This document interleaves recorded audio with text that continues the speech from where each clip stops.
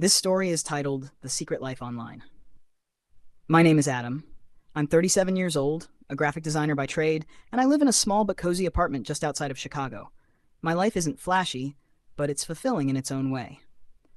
I've always been someone who values trust above all else. To me, trust is the foundation of any relationship, and for 2 years, I believed I had that with Sarah. Sarah is 34. We met at a mutual friend's barbecue, and she immediately struck me as someone who was both witty and kind, the type of person who could light up a room just by walking into it. She had this infectious laugh and a way of making you feel like you were the only person in the world when she was talking to you. Our relationship grew quickly from that first meeting. Late-night calls turned into dinner dates, and soon we were inseparable. Sarah had a way of making me feel grounded, like I'd finally found the person I was meant to be with. But looking back now, I realized there were little things, small, subtle red flags, that I ignored. For instance, Sarah was fiercely private about her phone. She'd never let it out of her sight, even taking it with her when she went to the bathroom. If I ever casually asked who she was texting, she'd laugh and say, "Oh, just a friend," before quickly changing the subject. At the time, I didn't think much of it. Everyone has their boundaries, right? But now I wish I'd paid closer attention. One evening, we were sitting on my couch, eating takeout and watching a movie. Sarah's phone buzzed on the coffee table, lighting up with a notification. She reached for it quickly, but not before I caught a glimpse of the screen. The name on the notification wasn't one I recognized, and the message itself seemed playful. I didn't say anything at the time, not wanting to ruin the evening. But a seed of doubt had been planted, and over the next few weeks, that seed began to grow. It was a Saturday morning when everything changed.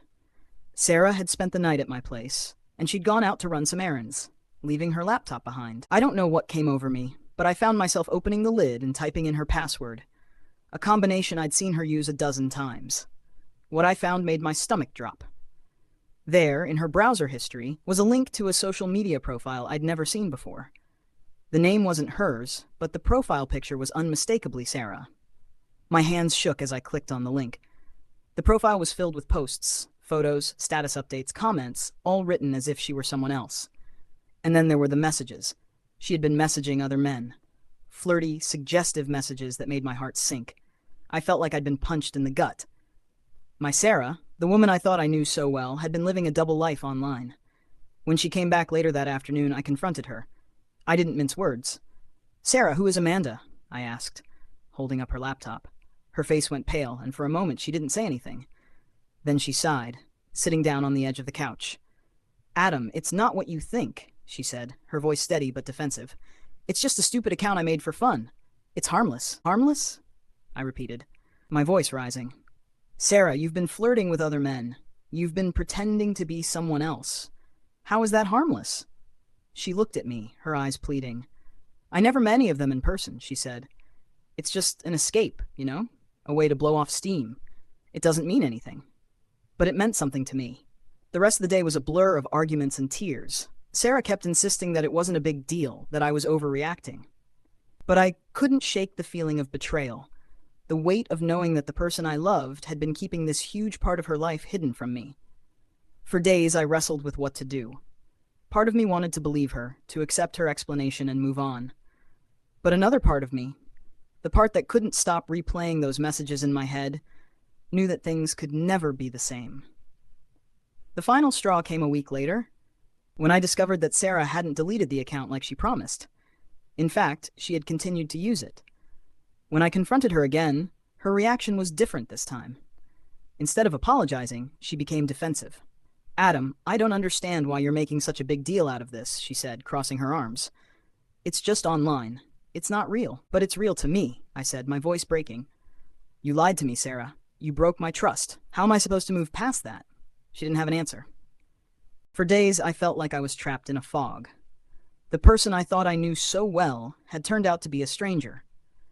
Sarah's actions weren't just about a fake social media account. They were about deceit, about her choosing to keep part of her life hidden from me. Every time I closed my eyes, I pictured those messages, those flirtatious conversations with strangers. How could she claim it was harmless when it had shattered the very foundation of our relationship? I started pulling away. Our conversations became shorter, our time together more strained. Sarah noticed, of course. One evening, as we sat in silence at the dinner table, she finally broke the tension. Adam, are we going to talk about this? She asked, her tone a mix of frustration and sadness. What is there to talk about? I replied, barely looking up. Everything, she said. I made a mistake. Okay, I was stupid and I've apologized. What more do you want from me? I want to trust you, I said, my voice trembling. But how can I, Sarah? How can I believe anything you say when you've been lying to me for God knows how long? Her eyes filled with tears, but I didn't feel the usual urge to comfort her. I was too hurt, too lost in my own emotions to reach out. That night, I slept on the couch.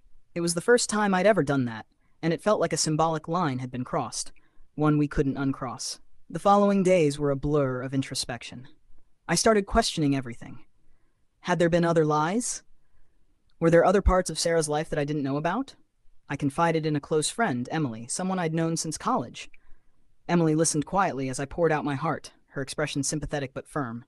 Adam, she said after I finished, you have to ask yourself, can you forgive her? And if you can, will you ever be able to let this go? Those words stuck with me. That weekend, I asked Sarah to meet me at the park, a neutral space where we could talk without the walls of my apartment closing in around us. She agreed, though the tension between us was palpable even before we sat down. I've been thinking a lot, I began, my voice steady but strained. About us. About everything that's happened. And, she asked cautiously, I love you, Sarah. I do, I said, feeling the weight of my words. But love isn't enough if there's no trust. And right now, I don't know if I can ever trust you again. Her face crumpled and tears began streaming down her cheeks. Adam, please, she said, reaching for my hand. I'll do whatever it takes. Therapy, deleting all my social media, anything. Just don't give up on us. I wanted to believe her. I wanted to cling to the idea of the future we'd imagined together. But deep down, I knew the damage had already been done. Sarah, I said softly, pulling my hand away, I think we need to take a step back. I need time to figure out what I want, what I can handle. And maybe you need time, too, to figure out why you felt the need to do this in the first place. Her sobs grew louder, and for a moment, I almost caved. But I knew this was the right decision, as painful as it was. As I walked away from that park bench, I felt a mix of heartbreak and relief. I had loved Sarah deeply, but I couldn't ignore the betrayal, couldn't pretend that everything was okay when it wasn't. In the weeks that followed, I threw myself into work and leaned on my support system. Friends and family rallied around me, reminding me that I deserved someone who valued honesty as much as I did. Sarah and I exchanged a few texts, mostly logistical, returning belongings, tying up loose ends. Each message was a painful reminder of what we'd lost, but it also reinforced my decision. Over time, the pain began to fade. I started to see the situation not just as a betrayal, but as a lesson. It taught me the importance of boundaries, of paying attention to red flags, of standing up for what I deserve in a relationship. And one day, I know I'll meet someone who values trust and transparency as much as I do. Someone who doesn't need a secret life to feel fulfilled. Because at the end of the day, love should never feel like a guessing game.